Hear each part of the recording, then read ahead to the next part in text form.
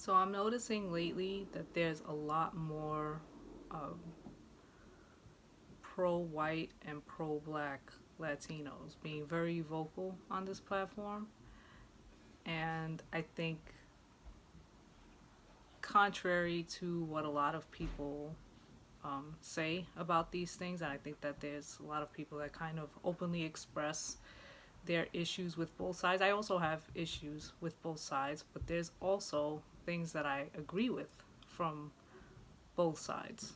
Um, and I've noticed that a lot of the people that kind of have this rhetoric, a lot of them come from the East Coast.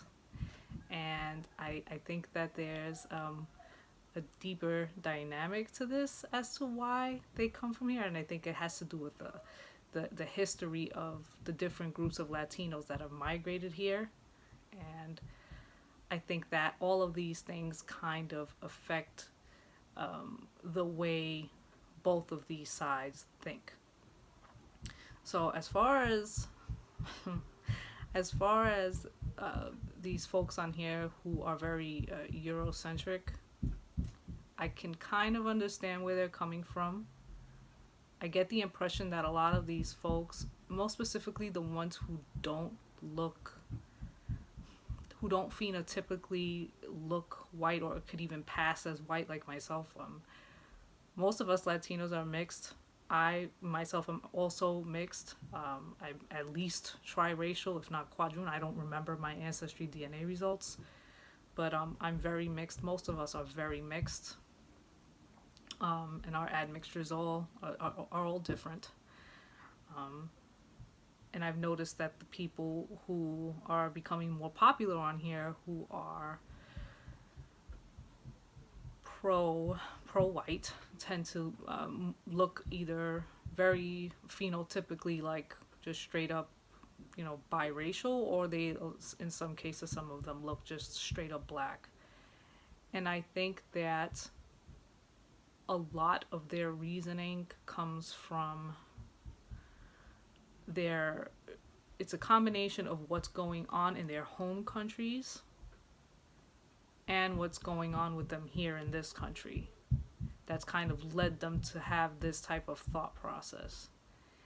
And when it's when you're growing up, especially like in these hood areas, in places in all these inner cities, and in places like New York City, and when you're a Latino person, Latinos have been living amongst Black Americans for a long time here in New York City, most specifically Puerto Ricans and Dominicans. But depending on what part of New York that you live in, what part of the inner city that you live in, you might be the very small minority within your neighborhood. So you can be a lighter skinned, biracial looking, or mixed looking, or white looking Latino person that's living in a majority very dark skinned neighborhood. And when that's the case, you are probably going to be targeted in some way, shape, or form. So I would say, as far as the guys are concerned, they are probably more targeted than the girls. The girls are targeted too. Trust and believe, the girls are targeted too. I got lucky. My sister wasn't as lucky as me. Um, but the guys, I think what ends up happening with them, and it happens with the girls too. It's kind of like us lighter folks end up feeling like we have to assimilate to what's going on in the neighborhood, meaning how we dress, and assimilate to the way everybody talks and the music that they listen to, how they carry themselves.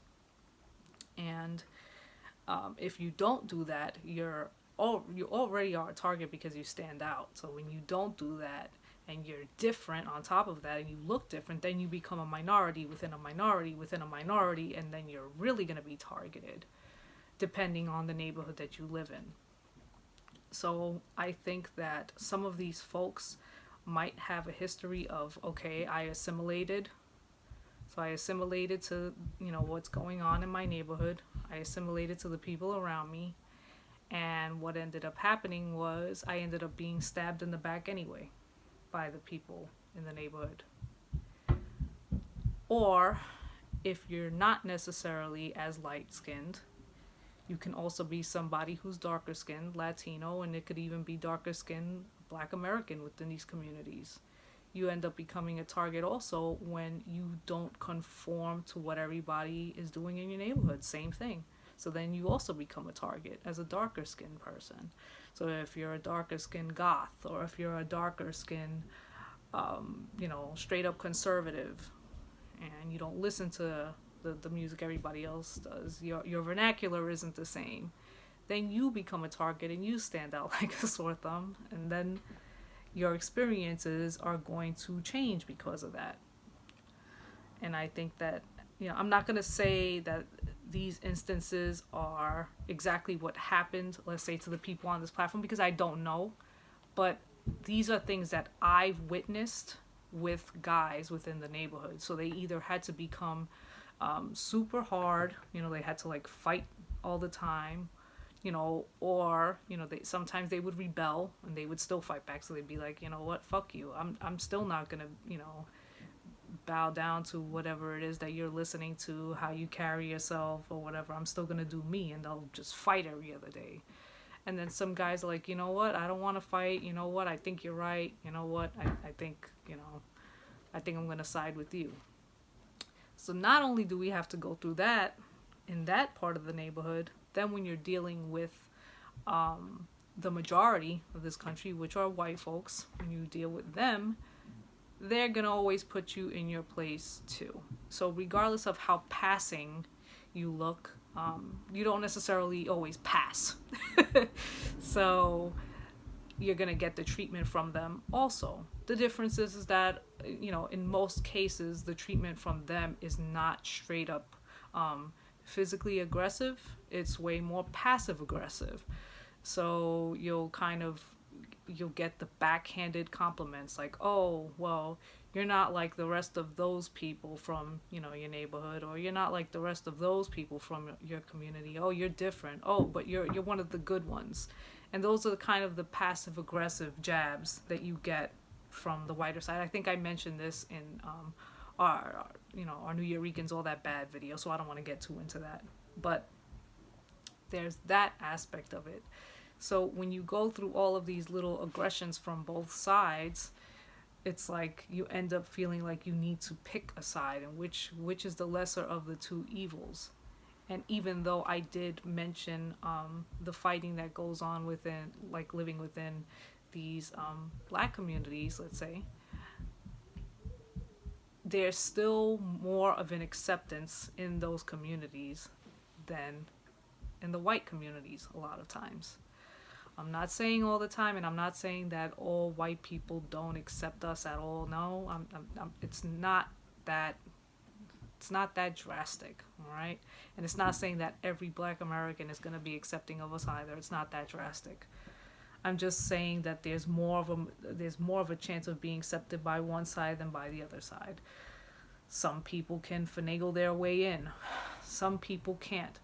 Sometimes even when you marry within these, even if you're lighter like me or whiter like me, or maybe even a little bit darker than me, a couple of shades darker than me, a few shades darker than me, and you marry within the white American culture, it doesn't guarantee you any acceptance. So just because you marry with them, just because you have children with them, it doesn't just guarantee that everything is going to run smoothly for you, because I've seen that, and I know that I know that it's not true.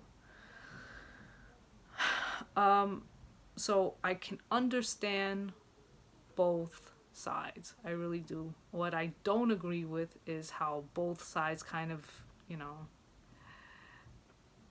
get into the extremes, and then they want to start bashing each other.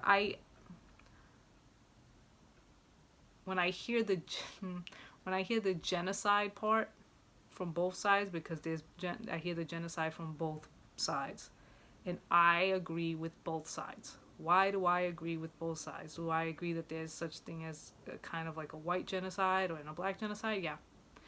And I think that the purpose is not because people want to necessarily just kill them off. I think that just by the way things are going, everybody is mixing. It's just happening. So I think that eventually there's going to be less and less of both sides. Eventually. It's not to that point yet. I think that people are kind of being really like extremists on both sides with it. But I think the ultimate goal is to have everybody just mashed together until, things are just becoming more and more uniform with race and with culture. And I think there's just going to be more and more mixed people, and that's it. So when I hear the genocide part, I think that they're kind of taking it really far, and I think that what it really is that there's just a promotion of race mixing, and that's it, and it's happening on its own. Anyway, my husband and I are products of that, and I'm already a product of that, being a Latin person that's already mixed. I think that that's just going to be the trajectory of things anyhow.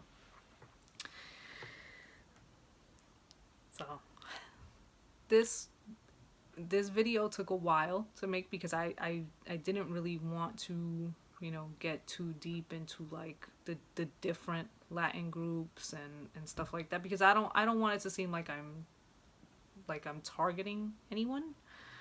I think that all of our groups have our own shit to deal with, like I've said before, and like other people say all the time on this platform. But yeah. So with that being said, I'm going to go for now. It's such a horrible day out, so I hope that I can fix the lighting of this video. And I guess I'll see you guys the next time.